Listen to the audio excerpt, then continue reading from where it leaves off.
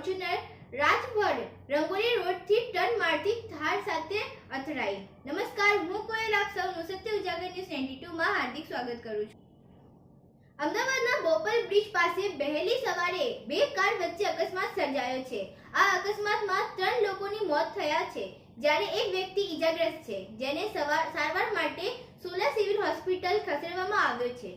દારૂ ભરેલી ગાડી અન્ય ગાડી સાથે અથડાઈ હતી, જેમાં દારૂ ભરેલી ગાડીમાં બેઠેલા એક વ્યક્તિ અને સામેવાળી ગાડીમાં બેઠેલા 2 વ્યક્તિના મોત થયા છે। ટ્રાફિક પોલીસે સ્થળ પર પહોંચીને તપાસ શરૂ કરી છે। અકસ્માતમાં મૃતકોના નામ અજીત કાઠી અને મનીષ ભટ્ટ છે। રિયલ એસિસ્ટન્ટ ધંધાથી મોતપુર વિરમગામના મનીષ ભટ્ટને રિયલ એસિસ્ટન્ટ ધંધો છે। હાલમાં થોડા દિવસથી સાબરમતી ખાતેના તેમના ઘરે રહેતા હતા।